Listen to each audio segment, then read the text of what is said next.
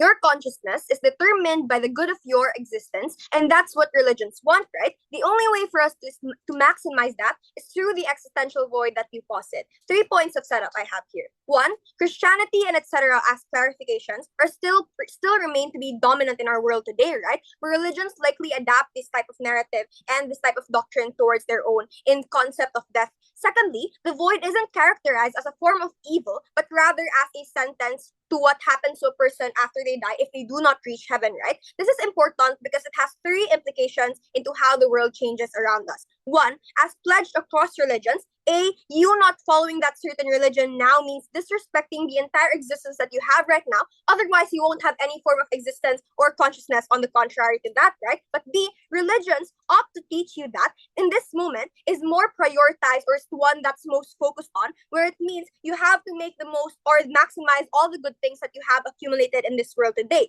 See, this means that if we adapt this existential void that we have, it means how people fear death is now different as well compared to what you have on side opposition, right? On up, you fear punishment as an individual, which makes people more frazzled. We tell you that it's important to determine how people see the concept of death as a consequence of heaven, because on us, it's heavier. The grief and sadness that if you erasing the entire consciousness and existence that you have is important for us to maximize the entire benefit that you get as a person. This means that it's determinant to how a person actually focuses or actually acts on their entire existence, but at the same time, also with regard to how a person is inevitably born onto in a certain environment, right? Clarifications also, you don't necessarily have to change the entire doctrine, but rather religions like they have to adapt to this. This is important that you shift the perceptions of people towards death and hell, and death, and as a consequence, for example, because on our first argument, the primary goal of this world is now no longer to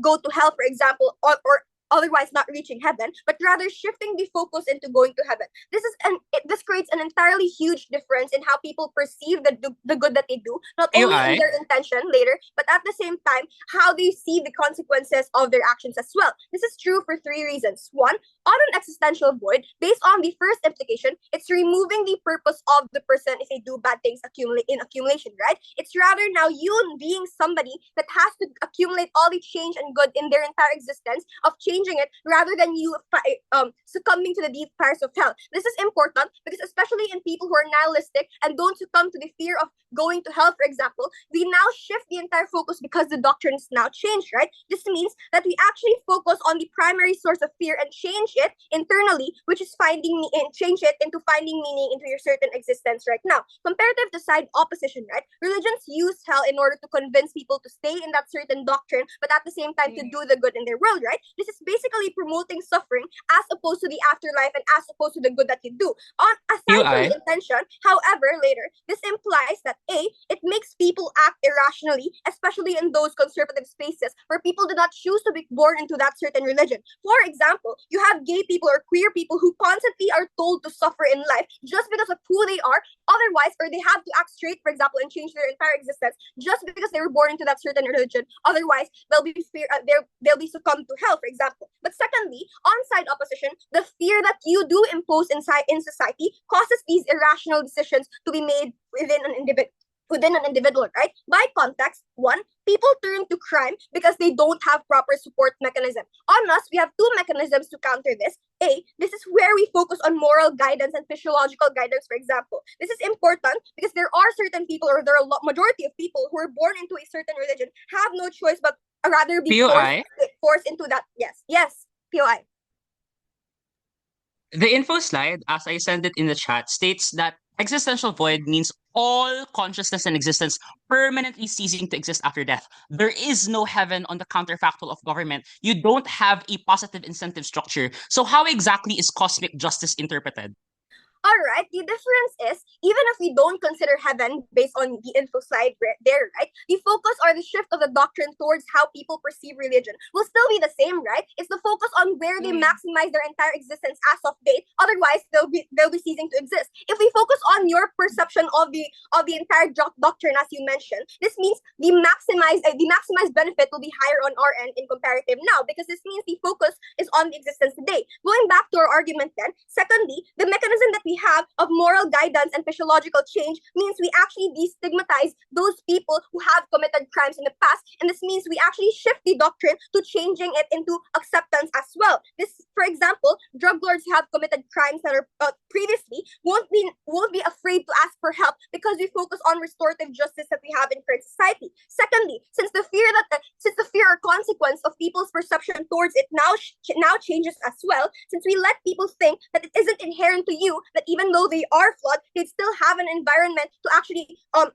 go to. For example, the environment that they were born into, people don't rely now more on internal damnation in order to change their certain behavior, but rather focus on the pragmatic effects or on the pragmatic solutions that they can have in order to change their own behavior and actually maximize the existence that they have if they do have, even if they have the erasure of existence after they die, right? Rather, people actually tend to do their best to change their present as of date. Compared to side opposition, the comparative that you have on contrary is the complacency, that since people now have to succumb to the fires of hell, it leads to two implications where people do more crimes. But secondly, since the complacency that, oh, I'll die anyway and I'll go to hell anyway, not only does it create that form of complacency in people's behavior, B, in instances where people already committed irredeemable crimes, they think that it's useless now to commit that anyway because they can't change their entire environment. This is important on us because not only does that reasons provide additional implications to people's behavior, it also causes three additional impacts. One,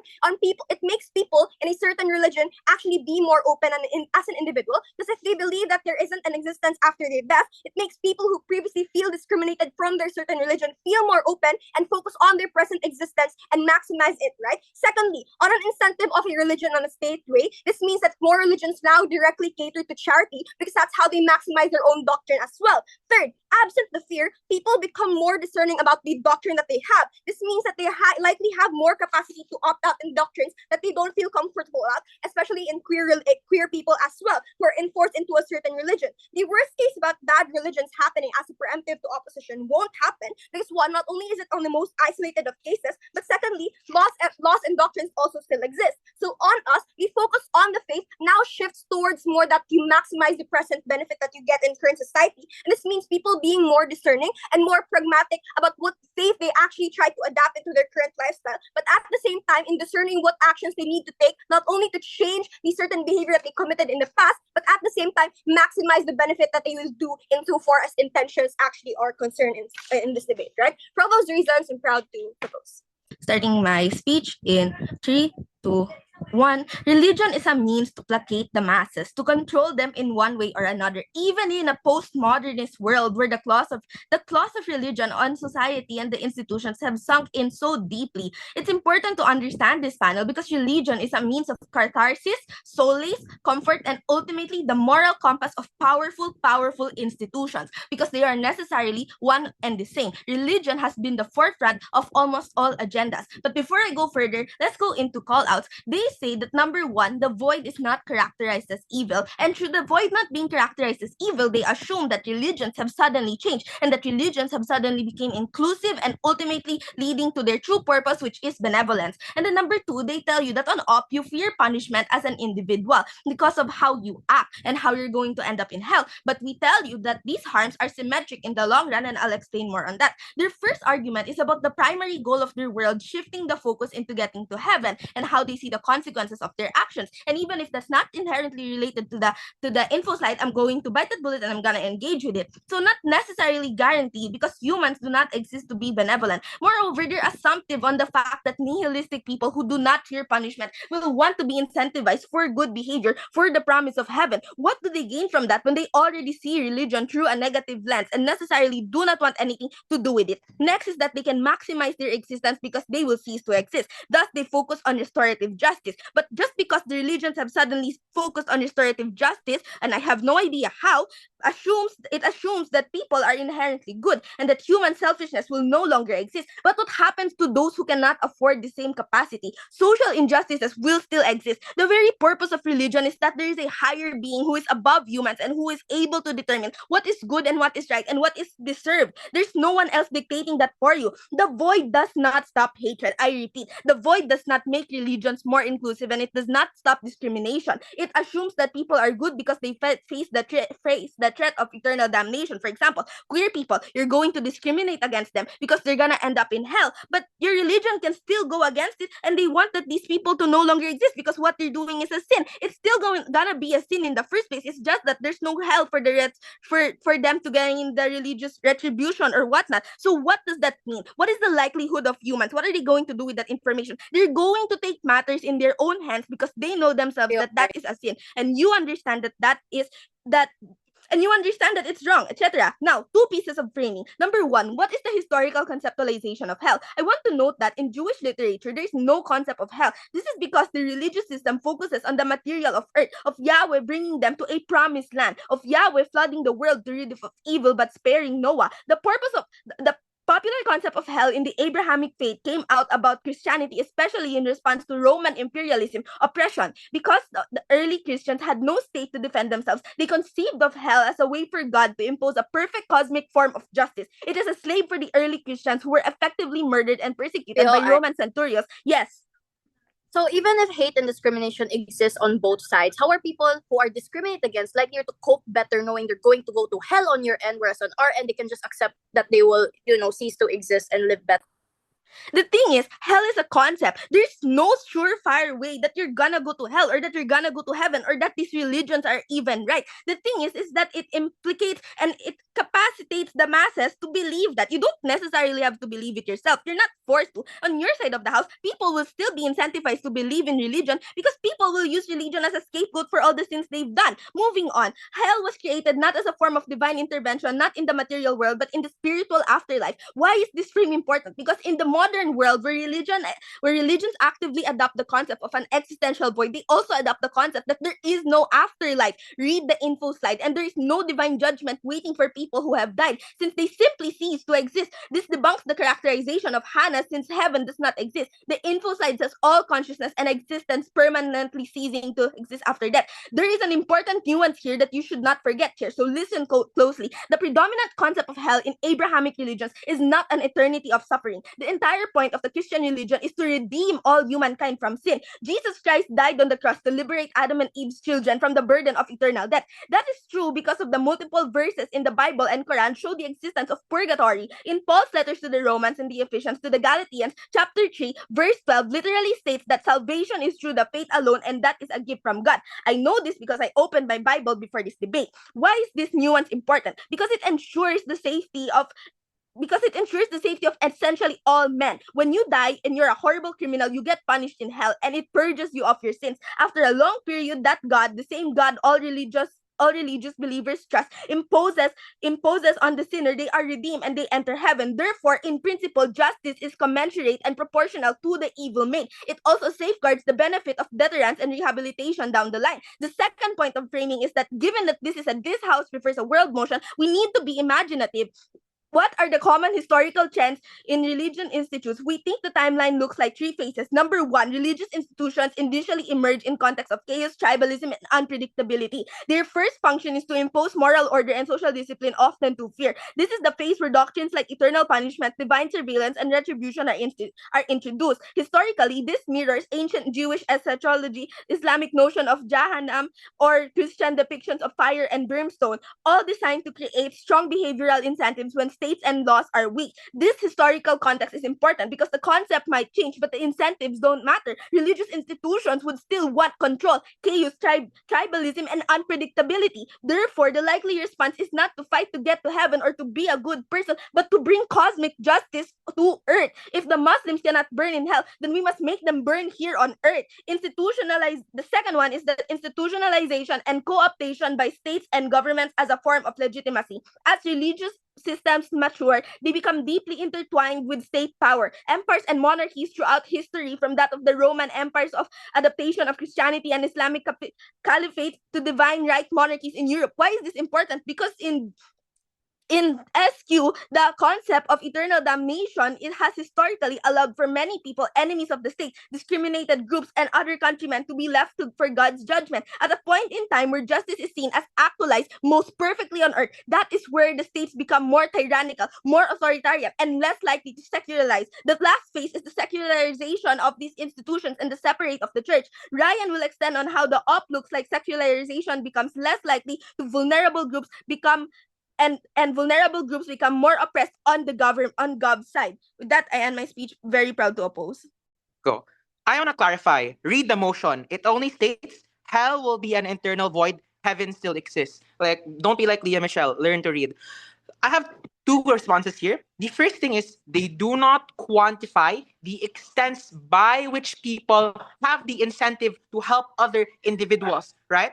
Two things unresponded to from Hannah. A, the form of fear that manifests on their end is likely going to be irrational, then makes them panic and frazzled. Because one, the fear of going to hell oftentimes makes people avoid the topic of challenging existing doctrines, right? But B, as well, even if the fear is not irrational where people aren't able to properly assess the things they want in life, right? This ultimately doesn't, or this ultimately makes people then complacent to rely on the fact that, oh, people are probably going to change because of the fear of hell alone, when in reality, they do not co-opt the exclusive benefits from government, which is one, people proactively helping individuals within society because they realize it's their responsibility to do so, or two, even if it's not their responsibility, they realize it's something necessary in order for them to foster a society that actually continues to thrive, or in order for them to also learn to find fulfillment in that form of helping other individuals, right? I want to do some form of retrospect then. Firstly, discrimination exists because of two reasons. One, people obviously think that if they don't call out individuals who are committing sins as defined by their doctrine, if they don't do that, they're going to be complicit in a specific sin and they will go to hell. Which means that A, they shame queer minorities because if they think it's the best way to make them straight, or else if they don't do that, they're likely going to hell as well, which is a worst form of punishment, right? But the second reason as well is simply because people just have a wrong understanding of how privilege actually makes people more less likely to commit crimes. Because one, privileged people just were educated, had the moral guidance and resources to be able to get an education, get their basic needs, so they aren't forced to steal food, right, for example. Or but secondly, as well, simply privilege just clouds the fact that people think the main reason why people are doing crimes is because of their inherent decision alone. When in reality, it's a lot of environmental factors, right? I want to clarify, there are two important issues in the round. The first is where you truly maximize the life you want, have the incentive to constantly reassess if this is something you really want to do in life. This clash is independent towards utilitarianism, for example. But secondly, as well, also the second clash on utilitarianism where you make sure you let people have the incentive to assess if what they're currently doing right now is enough to maximize the lessening of harm in status quo, such as providing social services to underprivileged children so they don't turn to a life in crime and do drugs, right? Or educating people to vote for proper leaders. But that was A, and that was B. But C as well, you incentivizing political leaders themselves to constantly reassess the fact that they also have to do their very best in order for them You, to I. help people in status quo through chat. With that done, my first extension on timeline, why punishment in religion has been interpreted through many harmful versions, which did two things. A, cause a lot more harm on their end towards people physically, but B, as well, has disincentivized people from truly assessing what they truly want. And C, simply perpetuated a lot of corrupt systems because of the fear that they cause, and people are therefore a lot more scared to call out the dominant system, the interpretation of religion that has been used by privileged individuals through their own selfish advantage, right? There are three reasons this is likely. A, the fear of the version of fear on their end obviously makes people panic more because of the fact that there's a sense of urgency to not go to hell. It makes them have tunnel vision. But B, as well, since people are also unlikely to realize that oftentimes sin is something that is not inherent. Like, for example, if you're out the Bible during the 100 ADs, right, where people with leprosy were seen as individuals that are simply unpure within them and are therefore irredeemable. But see, even if there are forms of irredeemable, even if they're aren't, or there are redeemable sins as well that people have. Simply, like, they do not prove why you're likely, as that individual, to have the proper calmness to be able to assess if this is something that's truly going to be making you go to hell. But the comparative on our end are two things unresponded to from Hannah. One, because of the fact that religious people realize that fear from hell is no longer present, they do A, proactively reform the system throughout history, because this is a world reset motion, to make sure people don't turn to a life of crime. Foster that educational system to make sure you educate people about proper parenting, to not raise rebellious children that likely turn to a life of crime, right? But secondly, as well, you also incentivize governments themselves or people who do believe in religion to be able to make sure they truly assess their or live the life they want without necessarily having any form of fear. I want to preempt. They might say that nihilistic people will probably do criminal activity because they don't want immortal consciousness in heaven, and the only way to end that consciousness is through hell. One, there's still opt-out mechanisms in heaven. For example, A, reincarnation, giving you a completely new consciousness, but B, ending your consciousness like in the good place, how Eleanor walked into the door to simply not exist anymore. Sure, go, PI. We kind of already told you at Leader that hell is not an infinite thing. Literally, Jesus Christ died for your sins and your salvation. So you have purgatory. It's commensurate, it's relational. Why can't I assess that as deterrence? So this is why you lose, because you limit the debate only to that version of religion. There are different versions of religions in the world, as we've characterized from Hannah, right? In Op's best case, if people are rational, the fear they likely manifest is obviously still not gonna be rational, despite the amount of panic that they have.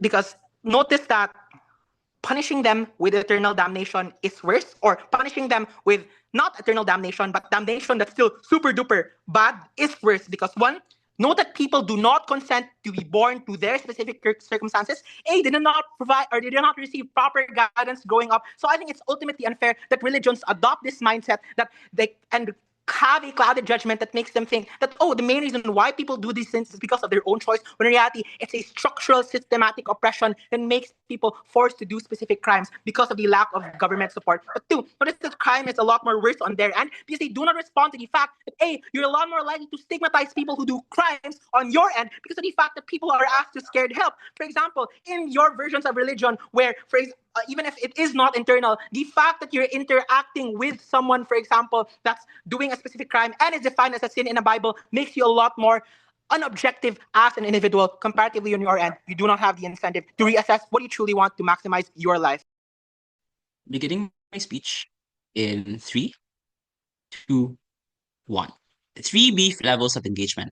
The first is that Gov's benefits are symmetric. The examples they give literally reflect status quo. Charitas Internationalis, the charity arm of the Roman Catholic Church headed by Cardinal Tagle until the death of Pope Francis, happens in OP as well. If the case is about charity and all of the good works that you want, insofar as states and religions are collectivizing influences, there are incentives inherent in other dogma. This is not the only doctrine that ever exists. There's probably already dogmas that talk about how you need to take care of other people in a positive manner, like Islamic concepts of zikr and charity, or for example, the preferential option for the poor that happens under Catholic Church in liberal theology. The second thing to engage is that government's benefits exist on a timeline without proving that they reach this. Notice, this House prefers a world debate, and we need to debate from the very first conception of religion and the conception of hell. And that's why the historical characterization that came from Mary was so important, but you didn't hear a response coming from Sean because he doesn't have matter despite case building religion so much.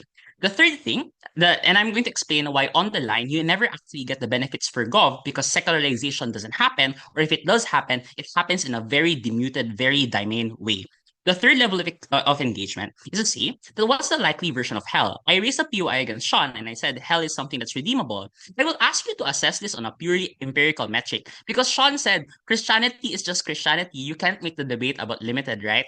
Jesus Christ didn't die for your sins. I'm literally drinking his blood right now. But notice, despite the fact that Christianity is the largest religion in the world, I think Muslims also have a conception of redeemable hell. That's why if you are a Muslim, that means to say that you're going to be able to be redeemed insofar as you're redeemed by the fact that you're a Muslim. Or if you don't, you go to purgatory, you might go to Jahannam, but ultimately you are purged of your sins and you ultimately go to heaven at the end of the day. The converse religion that you look in the status quo for the comparative of government is Confucianism, and why that gave rise to Chinese autocracies that look like the Chinese Republic before the war against Japan and the communist regimes that happened after the war against Japan. Historical context solely from me, BS history. For extensions, responses are integrated.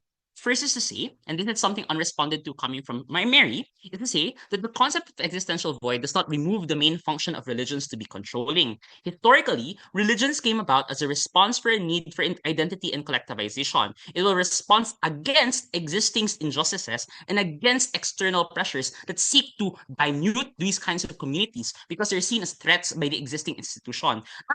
That's the reason why the Jews were persecuted by Babylonians. That's the reason why Christians were persecuted by Romans. That's the real reason why Jesus was crucified on the cross, guys. Your CLE in just universities. What this means to say is that one, the reason why hell was created was to empower those first kinds of religious communities and give them a sense of solace, a benefit that goes down under the line. Because the converse on government is not a utopic world. Discrimination exists on their side as well. Oppression happens on their side as well. Tyranny and autocracy happens on their side as well. The question is, what is the level of solace you give to individuals who have systemically been barred from senses of justice? Systems of justice that they see are flawed, but fundamentally they go to God and say, oh, if I can't bring justice on earth, God will give justice in the hereafter. Activates a lot of catharsis for this individual because it means that their lives are meaningful. It means to say that they can take some level of moral high ground over all of their oppressors and all of the bad people that are hurting them. The impact here is weighed against the impact that happens with government because they claim that this is about self-actualization or about the capacity of the individual to maximize their own self. Notice here, you literally die on their side of the end. There is no actualization. But on our side, your death is just the continuation of you going to heaven. Or if you go to hell, it allows you to purge all of the bad stuff and you go to heaven either way. The second thing to extend is to reflect on how this exists on timeline. Notice, they don't actually prove that the church liberalizes. The reason why the church liberalizes is because there is a capacity for you to integrate those kinds of doctrines and enter a form of negotiation. That negotiation is impossible because inside government, you wed the concept of justice with state institutions. You cannot escape the concept that the only way you can get justice is through state institutions imposing it through your criminal justice system that is inherently flawed because they're human beings, but also because they're self-interested pricks who want to ensure their legitimacy and their control over the regime. It looks like the capacity and the utilization of religious doctrines to historically discriminate against other individuals. On their side of the house, like literally the reason why Jews were pushed out of medieval Europe and the crusades against the Muslims, right? The problem here is that they explain that, oh, because because there is an existential void, there is no concept of hell, everyone's going to be nandy dandy and they're going to have a positive conception of the future. No, insofar as religions from the get-go establish in earth forms of justice. The fact that if God isn't willing to hold you justice tomorrow when you die, I'm going to hold you justice now. I'm doing God's work by holding you to justice now because you're going against God's teachings. Insofar as sinners exist on side government as well, what is the likely response of the church? If insofar as you want to ensure the integrity of your doctrine, obviously you want to hold a form of deterrence. If you don't have deterrence, the church never actually manifests. But if the church manifests in order to get any of the benefits on their side of the house, on charity or communal benefit, you need to have a form of control and mechanism. And that mechanism looks like active shame. It looks like persecution. It looks like a wider form of the witch trials. It looks like them needing to define their religion constantly in order to prove that they are someone that's deserving of security. Because on their side of the house, the final arbiter is no longer God. It's the church. And ultimately, when the church evolves, it becomes the state. And at the point in time where that evolution occurs, it is harder for you to counter or go against the state insofar as the state now is wedded with existing norms of justice. The fact that that the state becomes the last recipient or the last arbiter of justice. At that point in time, this leads to a lot of negative impacts on their side. One, you don't actually get secularization because the main proponent for secularization is already protected time, right? The main proponent for secularization was the belief that states were infallible or that religions were infallible as well. The fact that God is a separate entity from the religious institutions. The fact that you're able to connect and collate knowledge in order to resist those kinds of institutions. The Enlightenment came out about the fact that you can interpret the Bible on your own terms, but you're unable to do that because it's actively institutionalized. Your faith is now something that the state has a right over. Insofar as they're unable to prove that you're able to separate the church from the state, the ending here is that you have theocratic states that happen on government. Theocratic states that they say have hurt so many minorities, hurt so many underprivileged individuals, and that's the point in time all of their benefits are washed, their harms are magnified. Very proud to oppose. Starting my speech in 3, 2, 1. In lieu of the first day of Pride Month, there's opposition coming in to tell us that it's fine that in their world, that gay people who genuinely believe in God just constantly told that they're going to go to hell as a form of cosmic justice on the part of supporters and believers. It's fine for them to continue this kind of discrimination that also exists from the end of supporters of religion. And to their end, they also refuse to just pretty much frame exactly what they believe the structure of our world will go on looking forward, because I believe that's exactly what we did already starting from Hannah. We told you how the existential void is going to exist and going to be understood if it comes from the very conception of religion. And I think this is not something they can say that we didn't do, because that just simply means they weren't listening to Prime Minister. I have two prior clarifications before I'm actually going to move on with my discussions, right? But this is going to be incredibly important, and this is touching on the nitty-gritty of why opposition already lost this debate, already coming from leader of opposition. Two things. Firstly, this debate is a world reset, so hell as it is understood, taught, and preached in our current world is completely different from the perception of how it is then currently taught in this particular word, for example. And I think that is the most simple understanding you should have when it comes to a prefers a world debate, because this proves two things, right? One, why they give us this weird whole ass history lesson coming from leader of opposition actually serves no purpose. Because if you actually look at it, that conception of hell is only dependent on hell being made of fire and brimstone, and that kind of justice is just exclusive to their world, right? But second, the crux is in how people act, interact, and reflect on themselves in both worlds. So no, nothing about what we told you as a byproduct of the existential void is different. So how people is the same, right? So how people deal with discrimination, oppression is simply different, and it's a comparative that we actually provided you. Opposition, on the other hand, simply wants you to believe that our world shouldn't exist. Maybe they should have preferred a different motion. Second clarification. But sure, while we can buy that hell on their end is their form of cosmic justice, right? Firstly, them saying this is just a concept coming from leader of opposition is already highly contradictory. When I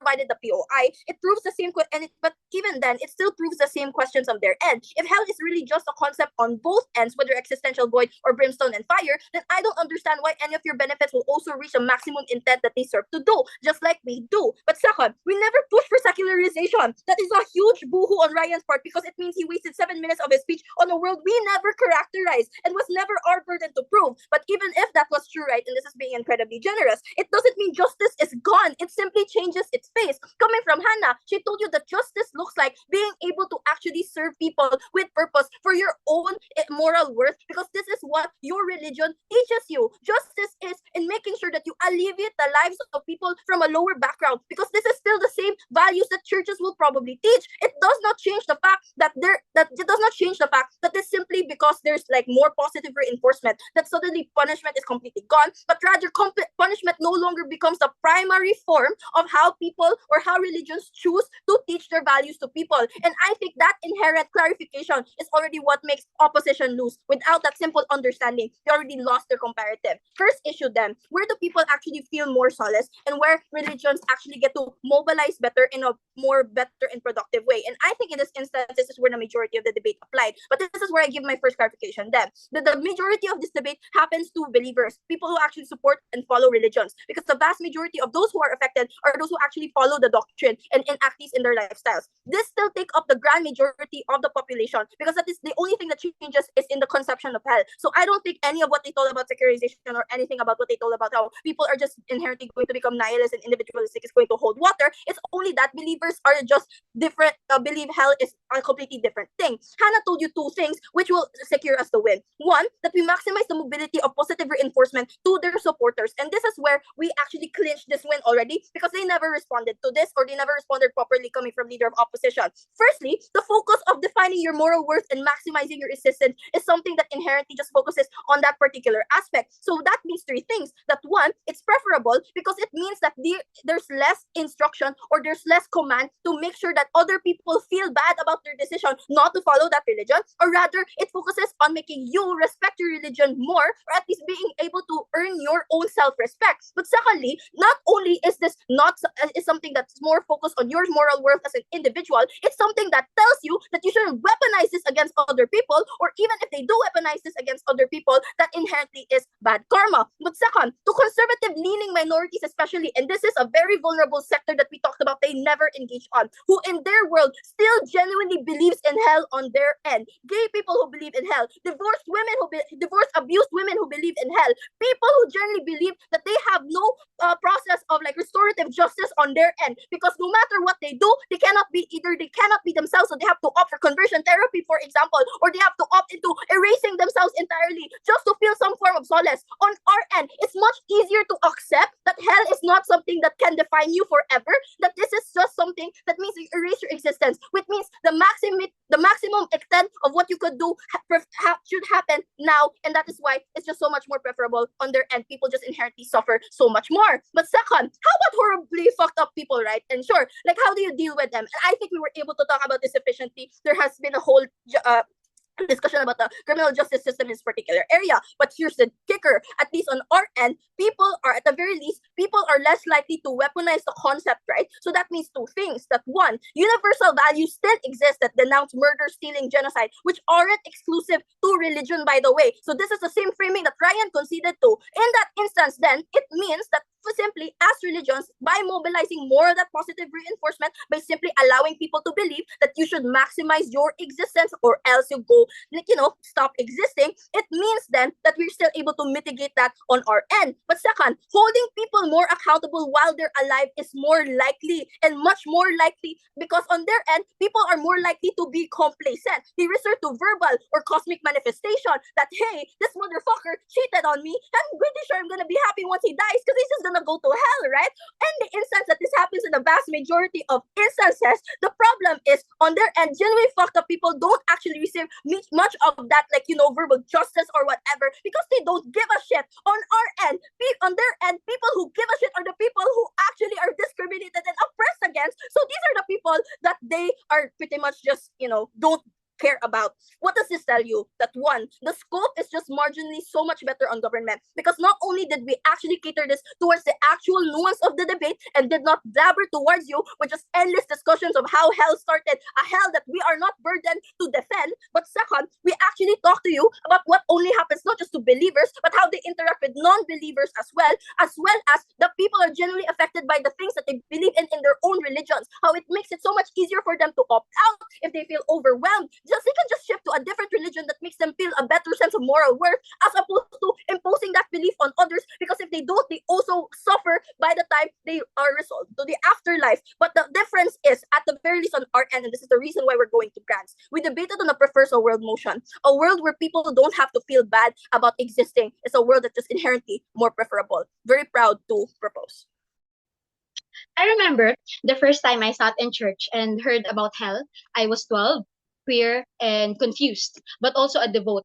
I was lucky. I had a priest who taught me, and of course my mother, that hell was where I was lucky. I was lucky. I had a priest who taught me that hell was where I'd burn, but that it was a consequence of choosing not to love. It wasn't a monster in the dark. It was the absence of God, of truth, of grace, of what I was called to be. I stand here today, not in spite of that teaching, but because of it. Because in it, I found the first moral framework that held me accountable while still holding me close. So let me be clear to the panel. This debate is not about defending the worst versions of hell, the fire and the brimstone caricatures. It's about the conception of hell that best preserves the purpose of religion, moral responsibility, spiritual growth, and institutional integrity. The government wants to modernize religion by replacing hell with existential void, a form of annihilation after death. But this debate is not about who is more progressive. It's about what kind of consequence system works more for believers, for institutions, for sinners, and for the world at large.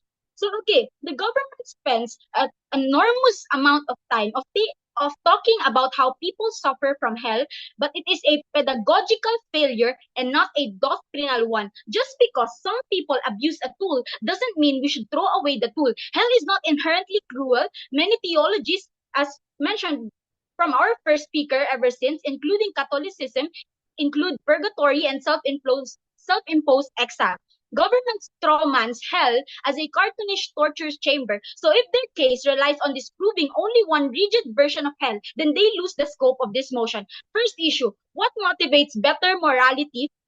Panel, punishment, or the void? Firstly, I want to answer the question about what actually keeps people moral, especially when they are tempted to do harm. The government says the void makes morality more authentic. But let's weigh this. First, the void is too abstract to work. It is silent. It cannot speak to people in real time. It doesn't scream, stop what you're doing. It doesn't whisper, you might disappear someday. On our side, hell is visceral. It makes people pause. It draws line. Even if you don't fear fire, you fear meaningful loss, distance from God, from goodness, from grace, from what your soul was inherently meant to be. Second, even if it's true that fear is an imperfect motivator, it still works, panel. And government has to concede to that. You don't stop someone from drinking and driving by appealing to their better angels. You warn them of jail time or worse, death. Religions always known that humans are complex. They respond to love, yes, but also You're to right. consequence. Removing one undermines the balance.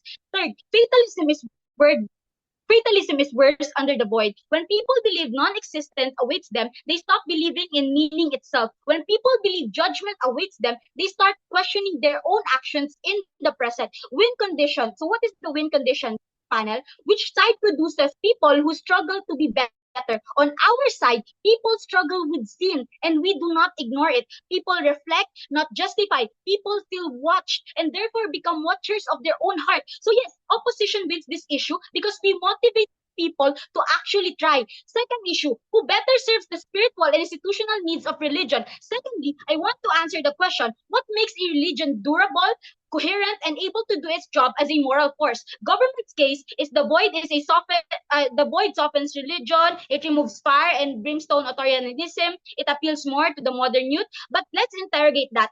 First, religion is You're right. not a marketing campaign, panel. Truth isn't always comfortable. If hell is real, or at least useful as a concept, then we don't abandon it because it is hard to sell. Second, the void erodes structure. Hell is a doctrinal pillar. It's not decoration. It's a one-third of the entire moral arc. Sin is equals sin becomes consequence, then consequence becomes salvation. The void, on the other hand, is literally a dead end, panel. Once you're gone, you're literally gone. No grace, no repentance, no narrative. Religion needs continuity, panel, and I need you to put that in your minds, put that in your notes.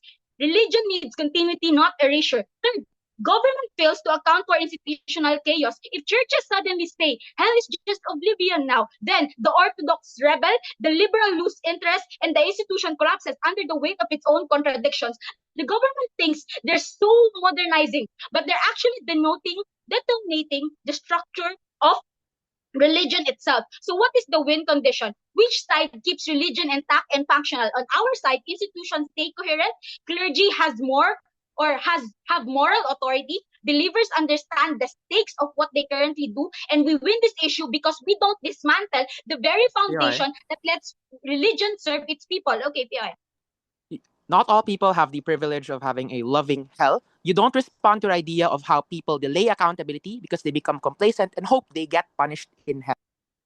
Okay, that will be further answered as I will go on into my speech. But honestly, the point of people being complacent just because they will be punished on hell is not a unique harm to our bench panel. I want you to realize that even in an if even if an existential void exists in the present, or it is what religion tells people that exists, it it does not mean that complacency for bad people or inherently bad people will not uh will not will not grow. So last issue. So who protects the vulnerable people better, especially the queer people, since they have been repeatedly telling us that the marginalized believers or the sinners. So lastly, which I want to answer the question, which world makes more space for the people who need faith the most? Government says hell harms the vulnerable, but hell didn't hurt me. Misuse of doctrine did. Bigots hiding behind the theology did. You don't fix that by erasing the consequence. You fix that by teaching the doctrine well. Because in our world, hell isn't a threat. It's a reminder that what you do matters in the future. That you're part of a bigger or something bigger than you. You're part of a moral cosmos. That justice exists even when the world fails. Even if you're queer or divorced or struggling, hell doesn't have to mean rejection. It means your soul is too important to be forgotten. That there's something worth calling you back to. On government, the worst sinners just vanish, no reconciliation whatsoever. On our side, they suffer so they might one day be saved. So we proved, so let's reflect, panel. We proved that people behave better with stakes.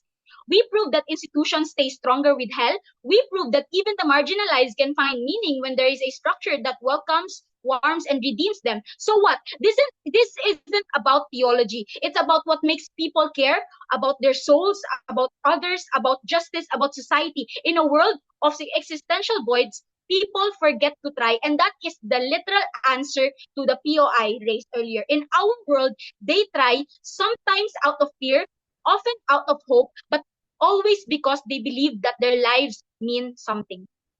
Starting in 3, 2, 1. I want to preface this by saying that Ryan wrote this intro. If hell meant debating against Sean and Kiarra 7 million times, even Ryan would want to die and enter the existential void. But that's the extent to what Kuya Ryan wrote for me. Now, let's start by weighing this round. Gob's whips weighing essentially encompasses the fact that because people have to maximize their lives, they are not going to be in pursuit of injustice through a crueler lens, but rather through a restorative pursuit. Because religions are inherently more benevolent and kind. That's the whole point, right? But that only works insofar as religions are in control. On their world, they never clarified or engaged with how they can maintain such power. That's why our arguments are so important in this round panel, because you cannot simply accept the best idea of religion and its morally uptight believers. Now, on the first clash with moral structure and restorative idealism, Gob says that people will be more forgiving and embrace restorative justice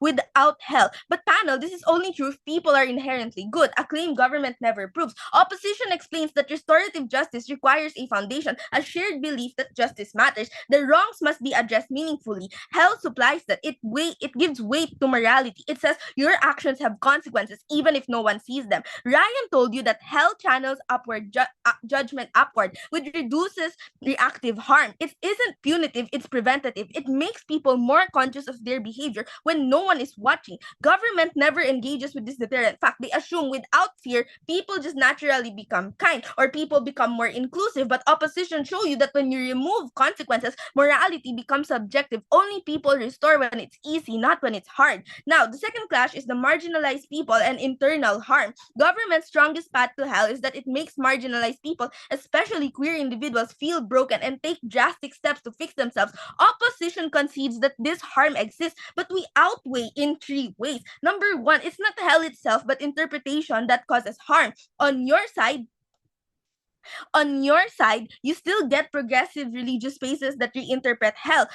On our side, rather, as symbolic, redemptive, and reserved only for the worst actors, those reinterpretations are possible with the concept of hell. Number 2, reform doesn't come from erasure. It comes from working within the belief systems. If you erase hell, you don't make people suddenly feel free. You cause existential panic or make morality feel empty. On our side, believers are affirmed and reformed, not abandoned. Government never proves their world removes queer sufferings. They just assume it. We showed that marginalization happens with or without religion. It's only on our side where you get that true progress. Now, last one is about where the people are more free, where they can express themselves freely, and where secularization exists. The reason why the secularization argument that Ryan provided in this debate panel is so important is because religion needs power, religion needs control, and ultimately, people are selfish, people are not necessarily benevolent, and they will do anything to acquire such means. Ryan explained that states' institutions become so intricately webbed with religion because they become the dispensers of justice. Therefore, the form of justice given out by the state is seen as immutable, perfect, and literally divine. If that's the case, it becomes harder to separate the state from the institutions that back them morally. Power is centralized in this marriage between state and church, and liberalization does not manifest. We explained that state institutions because there is no restoration and people will want to maximize their lives, for example, these queer people who believe vehemently in their religion, who may still discriminate against them, who will still discriminate against them, will be more inclined to fix themselves because you have this whole restorative justice, you have this whole live in the moment because you will never get another chance because you're going to exist in that void. So you're going to take even more extreme measures if you believe in it. What happens here, panel, is not necessarily that you reform the idea of how religion works, but what happens after religion and how these people are controlled. And on our side, it's only then that you're able to balance the stakes between liberalization and religion. And it's only on our side where the marginalized people are not necessarily defined by one doctrine in and of itself, because the abuse of power is gonna exist either way. Very proud to oppose. Debating with Ryan in semis again feels like an endless void, right? Two responses I want to make. The first one is simply on the way that they assume the version of fear that they inflict on people is going to be rational, or it automatically makes people not harm individuals. And there are two responses that destroy this, coming as early as Hannah. A, physiologically, the imbalances in your brain and your hormones makes you think a lot more irrationally as well. But B, the fact that people are still able to twist the versions of hell on their end. The weighing here is on quantity on their end because they have different versions of how hell is defined. Yet some of those versions are going to be the ones that are going to be dominating. What this does is, one, gives a lot more avenues for people to use that interpretation to their advantage, to discriminate against minorities, to be able to carry out their selfish forms of corruption. But secondly, compared on Gov, sure, it might be quite constricting to say that eternal damnation is a smaller concept as opposed to multiple versions of hell, but it makes it harder for corrupt individuals to specifically twist that version to their advantage, right? With that, then, I want to point out there are two clashes here. The first clash is simply on accountability, but the second clash is where people find the most meaning. I want to point out this is a world reset debate, and there are three aspects that ultimately make Gov win. The first is on micro, and this is where I engage. Sure, no one is watching you as an individual in terms of like tallying all of your consequences and wanting to give you an equal punishment towards that. But why is it still fine? Three reasons that are still unresponded to. A, on principle, it's simply unfair to think that punishment is what people deserve, when in reality, the reason why people commit crimes or commit acts that are seen as sins is because they do not get proper support from governments. The corruption that exists makes people not get the social services they need, educational systems, right? But B, as well, our mechanism of how you ensure people don't become complacent. And this is where they also initiate a lot of other exclusive benefits as well, in terms of, one, reforming the education system, because they realize that if there's no hell that ultimately makes people fearful, the more rational thing to do is to prevent that person from becoming bad in the first place. Give them guidance as early as possible on timeline. But the second thing here is on governments and leaders, right? And this is two mechanisms that are still unresponded to by them. A, because hell does not exist, social movements and the way that people handle justice is they don't delay it. They don't remain complacent and think that, oh, we just shouldn't punish like politicians that are corrupt too much because probably they still get their justice in hell, right? And I think that's inherently problematic because it leads us to the second clash then on where people find the most meaning, right? I want to point out this clash is independent of certain forms of perfect utilitarianism. Two clarifications. One, moral doctrine still exists on our end, literally universal values, as Hannah points out. But two, as well, notice that notice that the main metric here is on the capacity for people to be able to opt out of their religion. And two things still remain unresponded to. One, because of the fact that the type of fear on our end isn't necessarily going to make you panic and frazzled. it's probably just going to be some form of sadness and grief. That ultimately calms you down, allows you to reassess the decision even further in terms of the implications of what you're doing. Is something that truly makes you want to be happy in life, right? But the second thing this ultimately does as well is it ultimately makes politicians have, or leaders have, less avenues of twisting their versions of hell, less weaponization to allow individuals to live the life they truly want without being constantly shackled to the dominant version that exists in society.